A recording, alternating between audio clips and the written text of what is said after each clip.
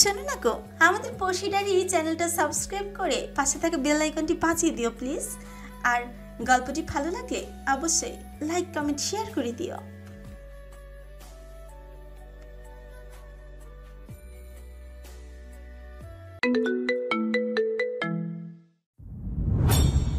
ছো পরীর গালে হাত দিয়ে মিষ্টি হেসে বলে, পরী কি বুঝলো কে জানে।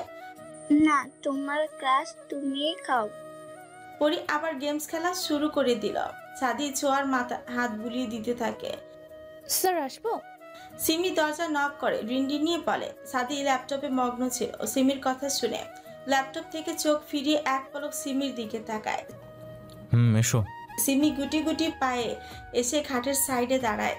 পরী সিমিকে দেখে এক লাফে সিমির কোলে উঠে ছোঁয়ার কি শরীর খারাপ? ছোঁয়ার দিকে এক পলক তাকিয়ে বলে সিমি, জ্বর হয়েছে, এখন মাথা ব্যথা করছে। আপনি কাজ করেন, আমি সোয়াকে নিয়ে যাই। আজকে রাতে আমার কাছে থাকলে কোনো প্রবলেম হবে কি? সাদি ছোঁয়ার মাথা থেকে হাত সরিয়ে নেয়, ল্যাপটপ নিয়ে নেমে যায় খাট থেকে। সবাই ঘুমিয়েছে, ওকে ডাকতে হবে না। তোমরা এখানে থাকো, আমি অন্য রুমে যাচ্ছি। সাদি ল্যাপটপের চার্জার নিয়ে বেরিয়ে যায়। সাদি যেতেই সিমি মুচকি হেসে পরীর কপালে চুমু খায়। তোমাকে এতগুলো মিস করছি। দুহাত প্রসারিত করে বলে পরী। আমিও তো আমার মাকে এতগুলো মিস করছি। সিমি পরীর নাক টেনে দিয়ে বলে। আমার সোনাটার খিদে পেয়েছে না? পরীকে বিছানায় বসিয়ে দিয়ে বলে সিমি, পাপ্পা খাইয়ে দিয়েছে আমাকে আর আম্মিকে। ও, আজকে ছোঁয়ার মনটা খুব ফুরফুরে, কেন জানি খুব ভালো লাগছে। সকাল সকাল উঠে পড়ে, লেগেছে রান্না শিখবে। এখনো কেউ ওঠেনি। রাতে সিমির কাছে ঘুমিয়েছে ছোঁয়া। ফজরের নামাজ পড়ে কিচেনে চলে গেছে। আগে কখনো রান্না করা হয়নি, আজকে প্রথমবার। কিন্তু কি রান্না করবে? কিচেনের মাঝখানে গালে হাত দিয়ে কিছুক্ষণ বসে ভাবতে থাকে ছোঁয়া। অবশেষে শাশুড়ির কথা মাথায় আসে। শাশুড়ি থেকে হেল্প নিলে মন্দ হয় না। চট করে ফোন করে শাশুড়িকে। সাবিনা বেগম যেন ছোঁয়ার ফোনের অপেক্ষায় ছিল। রিং ওর সাথে সাথে রিসিভ করে। শাশুড়ি কেমন আছেন? একগাল হেসে বলে ছোঁয়া। ভালো, তুমি? আপনার ছেলের জন্য রান্না করব ভাবছিলাম, তো কি রান্না করব আর কিভাবে? নুডলস রান্না করো। কি করে করে? ভিডিও কল দাও, আমি বলে দিচ্ছি। ছোঁয়া শাশুড়িকে ভিডিও কল দেয়, তারপর রান্না করায় লেগে পড়ে। সাবিনা বেগম যেভাবে বলে দেয় ছোঁয়া ঠিক সেভাবে রান্না করে। রান্না শেষ করে লম্বা দম নেয়। যা বাবা, রান্না করার মতো একটা কঠিন কাজ সম্পূর্ণ করলাম। এখানে কি করছো? সাদির প্রশ্নে হকচকিয়ে যায় ছোঁয়া। এই মুহূর্তে ওনাকে আশা করেনি, তাই একটু ভয় পা। পেছন ফিরে সাদির মুখটা দেখে মুচকি হাসে ছোঁয়া। আপনার কিছু লাগবে? ছোঁয়া সাদির দিকে একটু এগিয়ে এলো, বলে, না, আমি নিজের কাজ নিজে করতে পছন্দ করি। সাদি ফ্রিজ থেকে পানির বোতল বের করতে করতে বলে, তবুও কিছু লাগলে আমাকে বলবেন। মাথা নিচু করে বলে ছোঁয়া। সাথী ফ্রিকুজকে ছোঁয়ার দিকে তাকায়। হঠাৎ পাল্টে গেলে কি করে? লিসেন, তোমাকে মেবি মা বা তোমার বোন বলেছে এসব বলতে। আমার এসব ভালো লাগে না। বোতলের ছিপি খুলে এক ঢোক পানি খেয়ে বলে সাদি। আচ্ছা, আমি নুডলস রান্না করেছি, একটু খেয়ে দেখবেন? সাদি এবার বিরক্ত হয়ে চোখ মুখ কুচকে ফেলে। শাট আপ, ওকে? তোমার না শরীর খারাপ? যাও এখান থেকে। ধমক দিয়ে বলে সাদির ছোঁয়া নাক ফোলায়। ধমক দিয়েন, সমস্যা নেই, কিন্তু থাপ্পড় দিবেন না বলে দিলাম। এখান থেকে না গেলে থাপ্পড়ও দেব। ছোঁয়া সাদিকে ভেঙচি কেটে চলে যায়। ভেবেছিল ওর সাথে ভাব জমাবে, তারপর ফুলের টপ কিনে দিতে বলবে। কিন্তু এইরকম বচ্চাত লোকের সাথে ভাব জমানো যায়? কখনো সম্ভব? সাদি ঢাকনা খুলে নুডলসটা দেখতে বেশ ভালো হয়েছে। খাবার টেবিলে সেটা রেখে রান্না করায় লেগে পড়ে। এক প্যাকেট নুডলস তো আর সবার ব্রেকফাস্ট হবে না। রান্না শেষ করে সাদি রুমের সামনে গিয়ে দাঁড়ায়। সিমি আছে রুমে, কি করে ঢুকবে? জামা কাপড় তো নেই রুমের, কি করবে ভাবছে। আপনার জামা কাপড় আমি ওই রুমে দিয়ে এসেছি। ছোঁয়া রুম থেকে বের হতেই দেখে সাদি পায়চারি করছে। তখনই বলে, তোমাকে পাকনামি করতে কে বলছে? কপট রাগ দেখিয়ে বলে সাদি। ছোঁয়ার মুখটা চুপসে যায়, মাথা নিচু করে ফেলে। সাদি ফোঁস ফোঁস করে শ্বাস টানে, বাম হাত দিয়ে মাথার পেছনের অংশ চুলকে নেয়। রেডি হয়ে নাও। আমি তো আপির সাথে যাব না। ছোঁয়া মিনমিনিয়ে বলে। সাদি চোখ ছোট ছোট করে তাকায় ছোঁয়ার দিকে। স্কুলে ভর্তি করাতে নিয়ে যাবো, ইডিয়েট। তাতে দাঁত চেপে বলে চলে যায় সাদি। ছোঁয়া সাদি যাওয়ার দিকে তাকে ভেঙচি কাটে। কথাটা কি ভালোভাবে বলা যেত না? করলার জুস একটা, ইচ্ছে করে এক ঘুষিতে নাকটা ফাটিয়ে দেই। ছোঁয়া বিড়বিড় করতে করতে জামা কাপড় নিয়ে ওয়াশরুমে ঢুকে পড়ে।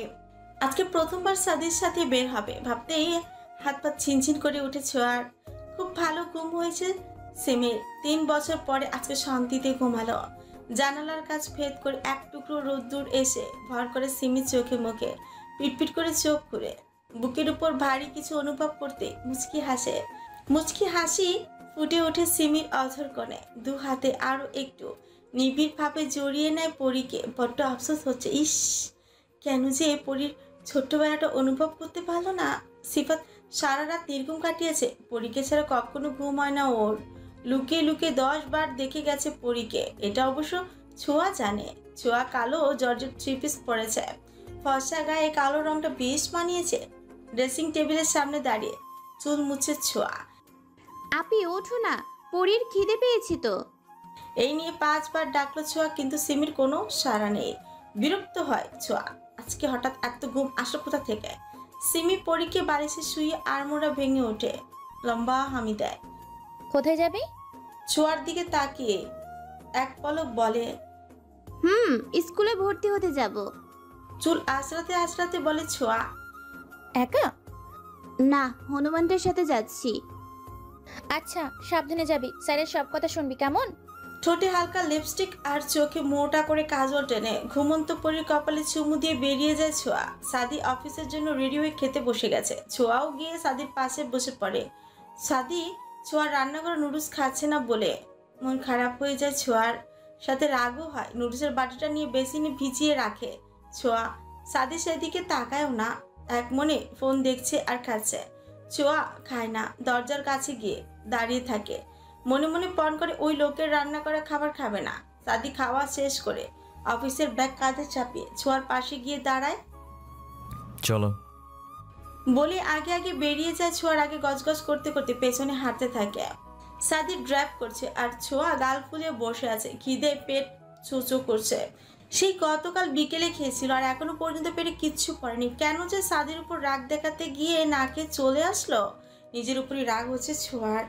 ইচ্ছে করছে 2 গালে দুটো নিজে নিজে চড় খেতে। Any problem? সাদি মন দিয়ে ড্রাইভ করছে। আচমকা বলে ওঠে। ছোঁয়া সাদির কথা শুনেও না শোনার ভান করে থাকে। কি বলবে লোকটাকে? বলবে আপনার উপর রাগ করে আমি না খেয়ে চলে এসেছি। আর লোকটা হ্যাংলা ভাববে, ঢং দেখাবে। ছোঁয়া মোটেও হনুমানটার ভাব দেখবে না। তাদের দাঁত চেপে বাইরে তাকিয়ে থাকে ছোঁয়া। হঠাৎ সাদি গাড়ি থামিয়ে দেয়। ছোঁয়া নড়ে চড়ে উঠে আশেপাশে তাকায়। ভেবেছিল হয়তো স্কুল চলে এসেছে, কিন্তু না। একটা রেস্টুরেন্টের সামনে গাড়ি থামিয়েছে সাদি। ছোঁয়া মুখ ফিরিয়ে গাড়ির সিটে মাথা ঠেকিয়ে চোখ বন্ধ করে ফেলে। হয়তো ওনার কোনো কাজেই গাড়ি থামিয়েছে। ছোঁয়ার জন্য থামানি নিশ্চয়ই। সাদি দরজা খুলে বেরিয়ে যায়। ছোঁয়া সেদিকে এক পলক তাকিয়ে আবারও চোখ বন্ধ করে মনে মনে হাজারটা গালি দিতে থাকে সাদিকে। এটা খেয়ে নাও। ছোঁয়ার কোলের মধ্যে খাবারের প্যাকেট রেখে বলে সাদি। চমকে উঠে ছোঁয়া। চোখ বন্ধ করে 5 মিনিটের প্রায় ঘুমিয়ে পড়েছিল ছোঁয়া। সাদি আবারও ড্রাইভ করা শুরু করেছে। ছোঁয়া ঠোঁটের কোণে হাসি, মিষ্টি হাসি ফুটে ওঠে। পানি? সাদির দিকে তাকিয়ে বলে। সাদির চোখের ইশারায় পানির বোতল দেখিয়ে দেয়। ছোঁয়া কুলি করে প্যাকেট ছিঁড়ে বিরিয়ানি দেখে ছোঁয়ার মনটা পুরোপুরি ভালো হয়ে যায়। চোখ দুটো টিকটিক করে উঠে তাড়াহুড়ো করে প্যাকেট খুলে কাপুস কুপুস করে খাওয়া শুরু করে দেয়। সাদি আর চোখে একবার ছোঁয়ার দিকে তাকায়। কেউ নিয়ে যাচ্ছে না তোমার খাবার, আস্তে আস্তে খাও। সাদি ফোঁস করে শ্বাস টেনে বলে। ছোঁয়া কানিয়ে তুলল না সাদির কথা। ইডিয়েট একটা। সাদি বিড়বিড় করে বলে। স্কুলের গেটের সামনে গাড়ি পার্ক করে ভেতরে যায় সাদি আর ছোঁয়া। পাশাপাশি হাঁটতে থাকে দুজন। ছোঁয়ার খুব ইচ্ছে করছে সাদির হাতটা ধরে হাঁটতে, কিন্তু সাহস করে উঠতে পারছে না। সাদির পায়ের সাথে তাল মিলিয়ে হাঁটতেও পারছে না, তাই সাদির পিছু পিছু হাঁটছে। সাদা শার্ট, কাঁধে স্কুল ব্যাগ ঝোলানো একটি ছেলে মিষ্টি হেসে ছোঁয়াকে জিজ্ঞেস করে। বয়স খুব বেশি না হলেও হবে হয়তো 19-20। ছোঁয়া এক পলক তাকিয়ে আবার নিজের মতো হাঁটতে থাকে। হেই কিউটি, নাম কি তোমার? এবার কালো শার্ট পরা অন্য একটা ছেলে বলে। ছোঁয়া কোমরে হাত দিয়ে দাঁড়িয়ে যায়। পেছনে ঘুরে 5টা ছেলে আর 3টে মেয়ে ছোঁয়ার পেছনে। সবাই ছোঁয়ার নাম শোনার জন্য ছোঁয়ার দিকে তাকিয়ে আছে। এই মেয়ে, নামটা তো বলো। পরিচয় দেওয়ার সময় নেই। এখান থেকে 50 টাকা ভাড়া দিয়ে 10 মিনিট হেঁটে ফুলনগর এলাকায় গিয়ে জিজ্ঞেস করিয়েন সাদমান চৌধুরীর বউকে, তাহলেই পরিচয় পেয়ে যাবেন। মুখ পাকিয়ে ছোঁয়া বলে। সবাই হা হয়ে তাকিয়ে থাকে ছোঁয়ার দিকে। কি বলো কেউ ঠিক বুঝতেই পারলো না। ছোঁয়া জিভ বের করে 2 কানে হাত দিয়ে ভেঙচি কাটে ওদের। এখানে কেন তুমি? তাড়াতাড়ি এসো। সাদি ছোঁয়ার হাত ধরে হাঁটতে শুরু করে। ছোঁয়া বিশ্বজয়ের হাসি দেয়। পেছনে তাকিয়ে ওদের হাতের ইশারায় সাদিকে দেখায়। ওরা হা করে তাকিয়ে থাকে ছোঁয়ার দিকে। আগে থেকেই প্রিন্সিপালের সাথে কথা বলে রেখেছিল সাদি, তাই আর ভর্তি করণীয় কোনো ঝামেলা হয় না। স্যার ছোঁয়াকে আজকে থেকে ক্লাস করতে বলে। ছোঁয়া গদগদ হয়ে যায়। প্রিন্সিপালের রুম থেকে বের হয়ে সাদি ছোঁয়াকে জিজ্ঞেস করে আজকে থেকেই ক্লাস করবে কিনা। অবশ্যই, একটা ক্লাসও আমি মিস করতে চাই না। সাদি ছোঁয়াকে ক্লাসরুমে নিয়ে যায়। ছেলে মেয়ে সব একসাথে বসেছে। বিরক্ত হয় সাদি। ছেলে মেয়ে একসাথে কেন বসবে? একটা মেয়ে একা বসবে? সাদি ছোঁয়াকে নিয়ে ওই মেয়েটার কাছে যায়। এক্সকিউজ মি আপু। মেয়েটা উঠে দাঁড়ায়। কিছু বলবেন ভাইয়া? তোমার পাশে ওকে বসতে দিবা? ও নতুন। হ্যাঁ, কেন দিবে না? ধন্যবাদ আপু। তোমার বাসা কোথায়? ফুলনগর। Wow great. আমাদের বাসা ফুলনগর। ছুটির সময় একসাথে যেও কেমন? ঠিক আছে। ওকে একা ছেড়ো না, একসাথে থেকেও দুজনে। মেয়েটা মিষ্টি হেসে মাথা নাড়ায়। ছোঁয়া সুকুচকে ওদের কথা শুনছে। সাদি ছোঁয়ার দিকে এক পলক তাকায়। ওর মাথায় একটু প্রবলেম আছে বুঝলে, একটু একটু বাদরামি করে। মারাত্মক কোনো বাদরামি করলে আমাকে কল করবা, ওকে? মেয়েটার কানের কাছে মুখটি ফিসফিস করে বলে সাদি। কিলকিল করে হেসে ওঠে মেয়েটা। ছোঁয়া নাক ফুলিয়ে ওদের দিকে ফ্রুকুচকে তাকিয়ে থাকে। সাদি মেয়েটার খাতায় নিজের নাম্বার লিখে দেয়। আসছি। ছোঁয়ার দিকে বলে ফোন দেখতে দেখতে চলে যায়। ছোঁয়া মুখ বাঁকায়। ভাবখানা দেখো যেন শাহরুখ খান, করলা একটা। গাল ফুলিয়ে মেয়েটার পাশে বসে ছোঁয়া। হেই, আমি প্রভা, তুমি? আমি সোয়া। আর কিছু বলার সুযোগ পায় না, তার আগে স্যার চলে আসে। সিমি আর সিফাতের মধ্যে ঝগড়া চলছে। কেউ কারোর কথা শুনছে না, যে যার মতো বলে যাচ্ছে। পরি দুজনের মাঝখানে বসে আবার সিমির দিকে তাকাচ্ছে তো আরেকবার সিফাতের দিকে তাকাচ্ছে।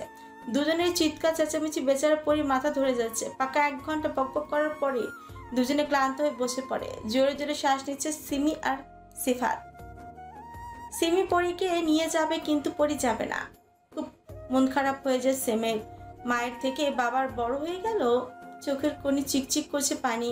পরি সিফাতের কোলে ঘাপটি মেরে বসে আছে। খুব শক্ত করে সিফাতের গলা আঁকড়ে ধরেছে, যেন ছেড়ে দিলেই পালিয়ে যাবে। মামনি, তুমি তোমার মায়ের সাথে চলে যাও। সিফাত পরির মাথায় হাত বুলিয়ে দিয়ে বলে, আমার মাকে চাই না পাপ্পা, আমি তোমাকে ছাড়া থাকতে পারি না। কান্না করে দেখ পরি থরথর করে কাঁপছে। দেখে বোঝাই যাচ্ছে খুব ভয় পেয়ে গেছে। সিমি এক দৃষ্টিতে তাকিয়ে আছে পরির দিকে। চোখ থেকে টপটপ করে গড়িয়ে পড়ছে অশ্রুধারা, গলা ধরে আসছে। সিমি, ও এভাবে যাবে না, তুমি চলো, আমি ওকে গাড়ি অব্দি দিয়ে আসছি। মাথা নিচু করে বলে সিফাত। পরি মুখ লুকায় সিফাতের বুকে, আরো একটু শক্ত করে জড়িয়ে ধরে সিফাতের গলা। সিমি তাচ্ছিল্য হাসে। আমি তোমার মতো অমানুষ নই। তুমি পেরেছিলে দুধের শিশুকে মায়ের থেকে চিনিয়ে আনতে, কিন্তু আমি পারবো না বাবার থেকে মেয়েকে আলাদা করতে। লম্বা দম নেয় সিমি, হাতের উল্টো পিঠে চোখের পানি মুছে নেয়। 2 দিন সময় দিলাম, আমার মেয়েকে বুঝিয়ে আমার কাছে ফিরিয়ে দিবেন। আর আপনি অনেক দূরে কোথাও চলে যাবেন, যাতে আমার মেয়ে চাইলেও আপনার এই ঘৃণ্য মুখটা না দেখতে পারে। চলে যায় সিমি। পরীকে আঁকড়ে ধরে সিফাত। ছেলেদের নাকি কাঁদতে নেই, কিন্তু এখন যে খুব কান্না পাচ্ছে। সিফাতে দম বন্ধ হয়ে আসছে, মরে যেতে ইচ্ছে করছে। কেউ নেই যার কাছে নিজের কষ্টের কথা বলবে, নিজেকে হালকা করবে, মাথায় হাত বুলিয়ে আমি আছি তো, সব ঠিক করে দিব বলার মতো কেউ নেই। মহান আল্লাহ তাআলা নিখুঁত সৃষ্টির এই দুনিয়াটা বিষাক্ত লাগছে। ছুটে যেতে ইচ্ছে করছে শান্তির দেশে, যেখানে কেউ ভুল বুঝবে না। পাপ্পা, আমি কখনো তোমাকে ছেড়ে যাব না। সিফাত মেয়ের মাথায় চুমু খায়। আমাকে যে তোমাকে ছাড়তেই হবে মা, আমি যে খুব খারাপ মানুষ। মনে মনে বলে সিফাত। পাশের রুমের দরজা বন্ধ করে দেয়ালে পিঠ থেকে বসে আছে সিমি। এত বছর পরে হঠাৎ করে খুব মনে পড়ে যে সিফাতের সাথে কাটানো মধুর দিনগুলি, যে দিনগুলোতে কোনো দুঃখ ছিল না, কত ভালোবাসা ছিল দুজনের মধ্যে। আচ্ছা, এতটা ভালোবাসার পরও কি করে পারলো তাকে ছেড়ে দিতে? একবারও কি অনুশোচনা হয়নি? লাউড স্পিকারে এত বছরের প্রিয় গানটা ছাড়ে সিমি। বন্ধ দরজা, অন্ধকার রুম, নিস্তব্ধ পরিবেশ। সবগুলো ক্লাস শেষ করে স্কুলের সামনে থাকা ফুচকা স্টলে যায় ছোঁয়া আর প্রভা। ফুচকা ছোঁয়ার মারাত্মক পছন্দ, ফুচকা হলে আর কিচ্ছু লাগে না। মামা কড়া ঝাল দিয়ে 3 প্লেট ফুচকা দিন। বলি ছোঁয়া চেয়ারে বসে পড়ে। এই ছোঁয়া, আমি এত ঝাল খেতেই পারি না। প্রভা কাছুমাছু হয়ে বলে, তোর জন্য কে অর্ডার করেছে? কেন, তুই না 3 প্লেট বললিস?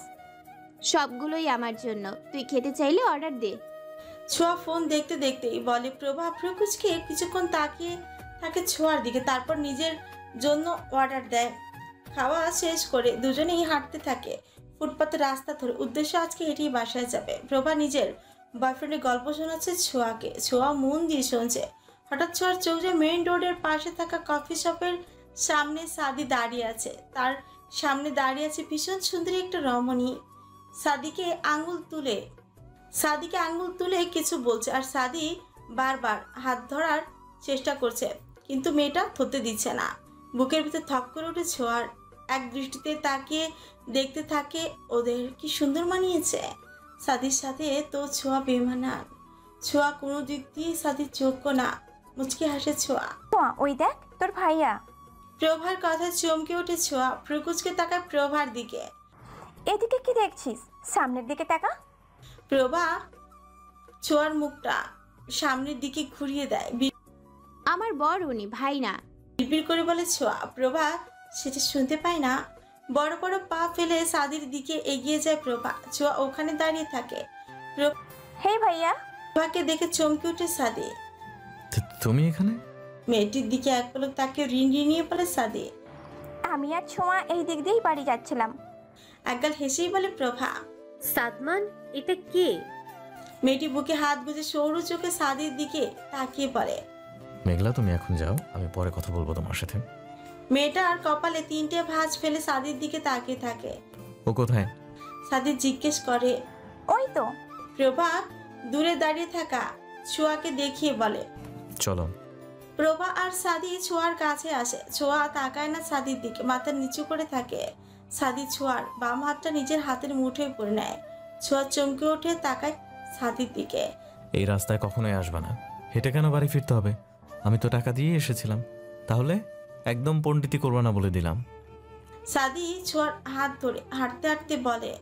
ছোঁয়া মুখ থেকে একটা শব্দ বের করে না, চুপচাপ মাথা নিচু করে হাঁটতে থাকে। প্রভা ছোঁয়ার পাশে হাঁটছে। পরি অসুস্থ হয়ে গেছে, ভীষণ জ্বর এসেছে মেয়েটার। ছোঁয়া পরির পাশে বসে আছে। বাড়ি ফিরে সাদির সাথে একটা কথাও বলেনি, সাদিও বলেনি। সিমি কপালে এক হাত দিয়ে পরির হাতটা ধরে বসে আছে। নিজেকে অপরাধী মনে হচ্ছে। সিফাত ডাক্তার আনতে গেছে। ছোঁয়ার চোখ জ্বালা করছে, শরীরটা ভারী ভারী মনে হচ্ছে। ছোঁয়া খুব ভালো করে বুঝতে পারছে আবারও জ্বর আসবে। একাকার সমান অভিমান জমা হয়ে আছে ছোঁয়ার মনে। অভিমানের কারণটা জানা নেই তার। সাদি খাইয়ে দিচ্ছে পরীকে, সিফাত রান্না করছে। সিমি এখনো একইভাবে পরীর পাশে বসে আছে। ছোঁয়া জানালার গ্রিল ধরে দাঁড়িয়ে আছে, দৃষ্টি শূন্য আকাশের পানে। তোমাদের প্রবলেম কি? কি সম্পর্ক তোমাদের? সাদি পরীর মুখে নুডলস পুড়ে দিয়ে প্রশ্নটা করে। সিফাত ফোঁস করে শ্বাস নিয়ে রুম ছেড়ে চলে যায়। এই প্রশ্নের উত্তর নেই ওর কাছে। সিফাত চলে যেতে সাদি সিমির দিকে তাকায়। সিমি মাথা নিচু করে লম্বা দম নেয়। ছোঁয়া আকাশ থেকে চোখ সরিয়ে সিমির দিকে তাকিয়ে অধিক আগ্রহে পরি আমার সন্তান। চোখ বন্ধ করে বলে সিমি। কেঁপে উঠে ছোঁয়া। এটা কি শুনছে? সাদি পূর্ণ দৃষ্টিতে সিমির দিকেই তাকায়। সিমির চোখ দুটো বন্ধ। দীর্ঘ 3 বছর রিলেশনশিপ থাকার পর হঠাৎ একদিন সিফাত আমাকে বিয়ের কথা বলে। খুব ভালোবাসতাম, তাই দ্বিমত করিনি, পালিয়ে বিয়ে করে নিই আমরা। কলেজের পাশে একটা বাসা নেই সিফাত, ওখানে আমাদের সংসার শুরু হয়। সকাল থেকে বিকাল পর্যন্ত একসাথেই থাকতাম। বিকালে আমি বাড়ি চলে যেতাম, আর ওর বাড়ি। এইভাবে 5 মাস সংসার করি আমরা। হঠাৎ একদিন আমি ফিল করি আমি প্রেগনেন্ট। শিওর হওয়ার জন্য চেক আপ করি, পজিটিভ আসে। আর সেদিন সিফাত আমাকে ডিভোর্সের পেপার ধরিয়ে দেয়। আমার হাতে পায়ে ধরে রিকোয়েস্ট করে যাতে আমি ওর সাথে সম্পর্ক না রাখি। কয়েক লাখ টাকা আমার হাতে ধরিয়ে দিয়ে চলে যায়। গলা ধরে আসি সিমির, পুরনো ঘাড় তাজা হয়ে উঠছে। হাওয়া করে কান্না করে ফেলে সিমি। বোনের কথাগুলো শুনে কান্না করে সোয়া, নিজেকে আটকাতে পারে না, 2 হাতে মুখ চেপে কান্না করতে থাকে। শাড়ি ছোট্ট পরীর দিকে তাকিয়ে আছে। মেয়েটা হয়তো কিচ্ছু বুঝতে পারছে না, বুঝলে নিশ্চয়ই কান্না করে ফেলতো। শাড়ি পরীকে বুকে চেপে ধরে। সিমিকে সান্ত্বনা দেবার ভাষা নেই। আর খোঁজ নেয়নি তোমার? সাদি প্রশ্ন করে। সিমি কিছুটা সময় নিয়ে কান্না থামায়, হাতের উল্টো পিঠে চোখের পানি মুছে ফেলে। নিয়েছিল তো। তার 5 দিন পর কল করে বলেছিল 2 ঘন্টার মধ্যে ডিভোর্স পেপার সাইন করে না দিলে আমাকে খুন করতেও 2 বার ভাববে না। ছিল হাসে সিমি। সাদি চোয়াল শক্ত করে ফেলে। ভাইয়ের উপর ঘৃণা হচ্ছে। 2 মিনিটে ডিভোর্স পেপারে সাইন করে কোর্টে জমা দিয়েছিলাম। হোস্টেলে থাকার কথা বলে সিফাতের সেই বাসায় উঠেছিল। দিন রাত ওখানেই পড়ে থাকতো, কারণ তার যাওয়ার কোনো জায়গা ছিল না, হাতে টাকাও ছিল না যে অন্য বাসা নেবে। বাচ্চাটা নষ্ট করার মতো দুঃসাহস হয়নি তার। বাবা মা বোন কারোর সাথে শেয়ারও করতে পারেনি, একা একা সামলেছিল নিজেকে, কাউকে জানতেও দেয়নি। তখন তার অসহায় জীবনে হিমু আসে। একজন দায়িত্বশীল বেস্ট ফ্রেন্ডের মতো সামলেছে তাকে। দম নেয় সেমে, কাঁদতে কাঁদতে ছোঁয়ার হিচকি উঠে গেছে। সাদি কপালে হাত ঠেকিয়ে সেমির কথাগুলো শুনছে। পড়ি সাদির বুকে ঘুমিয়ে গেছে। স্যার, আমি এতদিন জানতাম না পরি বেঁচে আছে। হাসপাতালে ডাক্তাররা বলেছিল আমার পেটে থাকতে মরা মেয়ে হয়েছে, কিন্তু না, এটা মিথ্যে ছিল। আপনার ভাই আমার মেয়েকে চুরি করেছিল। আমি আমার মেয়েকে ফিরে চাই। প্লিজ স্যার, দয়া করুন, একটু আমার মেয়েকে ফিরিয়ে দিন। হাত জোর করে কাঁদতে কাঁদতে বলে সেমে। সাদি কি করবে বুঝতে পারছে না। এতগুলো বছর ভাইকে দেখেছে, এই পিচ্ছিটাকে বুকে জড়িয়েই বেঁচে আছে সিফাত। ওই না থাকলে তো সিফাত বাঁচবে না। আমার একটু সময় দাও সিমি, সবটা ঠিক করে দেবো আমি, আই প্রমিস। সিমির মাথায় হাত বুলিয়ে দিয়ে বলে সাদি। সিমি করুণ চোখে তাকায় সাদির দিকে। অবিচার করবো না, এটুকু বিশ্বাস রাখতে পারো, তোমার মেয়ে তোমারই থাকবে। সিমি মাথা নিচু করে সাদি পরীকে সিমির কোলে দেয়। তোমার কাছ থেকে অনেক কিছু আমার জানার আছে, একটু সময় দাও আমায়। পরীর মাথায় হাত বুলিয়ে চলে যায় সাদি। ছোঁয়া পেছন থেকে জাপটে ধরে সেমিকে। 2 বোন আজকে মনের মধ্যে যত কান্না জমে আছে সবটুকু বের করে দিচ্ছে। মনের মধ্যে জমানো পাহাড় সমান রাগ, অভিমান, না পাওয়ার কষ্ট সব কান্নার মাঝে প্রকাশ করছে। বইয়ের দিকে তাকে গম্ভীর ভাবনায় বিভোর ছোঁয়া। ছোট্ট মনে অনেকগুলো প্রশ্ন জমা হয়েছে, কিন্তু একটা প্রশ্নেরই উত্তর জানা নেই। হেই। সাদি বিছানায় বসে ল্যাপটপে নিজের কাজ করছে, আর ছোঁয়া টেবিলে চেয়ারে বসে পড়ছে। অনেকক্ষণ ছোঁয়াকে আনমনে দেখে কয়েকটা ডাক দেয় সাদি, কিন্তু ছোঁয়ার কোনো হুঁশ নেই। তাই হাতের কাছে থাকা কলমটা ছুঁড়ে দেয়। হকচকি ওঠে ছোঁয়া, চোখ তুলে তাকায় সাদির দিকে। কিছু বলবেন? ছোঁয়া রিনরিনিয়ে পড়ে। বইয়ের দিকে তাকিয়ে কি ভাবছো? সাদি ফ্রুকুচকে প্রশ্ন করে। ছোঁয়া বই বন্ধ করে রেখে বিছানায় গিয়ে গোল হয়ে বসে। ততক্ষণে সাদি আবার ল্যাপটপে মন দিয়েছে।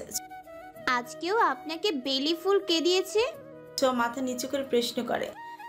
কিনে এনেছি, সাদমান চৌধুরী কারো কাছ থেকে কিছু নেয় না। সাদি ছোঁয়ার দিকে এক পলক তাকিয়ে বলে। ছোঁয়া সাদির হাতের দিকে তাকিয়ে আছে। আপনিও কি আমাকে ছেড়ে দেবেন?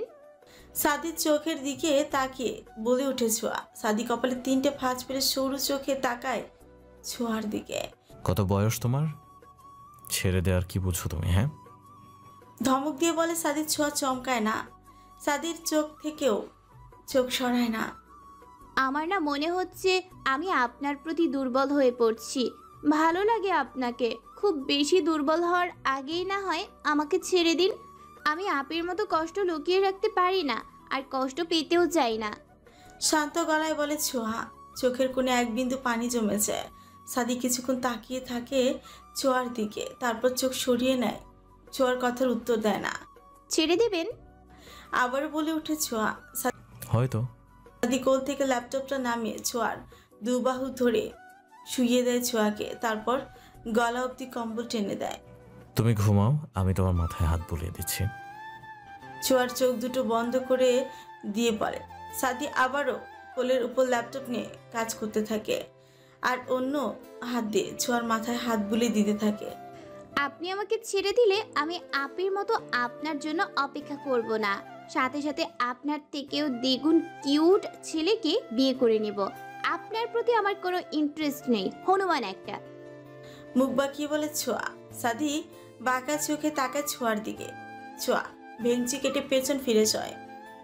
আমার মাথায় হাত বুলিয়ে দিতে হবে না, আপনাকে আমার সহ্য হয় না। সাদির হাতটা ঝাড়া দিয়ে সরিয়ে দিয়ে বলে ছোঁয়া। সাদি দীর্ঘশ্বাস ফেলে কাজে মন দেয়। অযথা তর্ক করার মুড নাই। সিফাত একটার পর একটা সিগারেট খেয়ে যাচ্ছে। এতদিন মেয়ের জন্য সিগারেট খেত না। সিমির সব কথাই শুনেছে সিফাত, আর সাদির কথাও শুনেছে।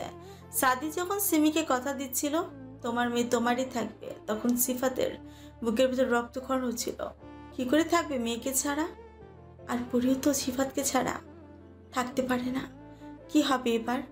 হাতে থাকা জ্বলন্ত সিগারেট নিজের হাতেই ঠেসে ধরে সিফাত। পাগলের মতো কাঁদতে থাকে।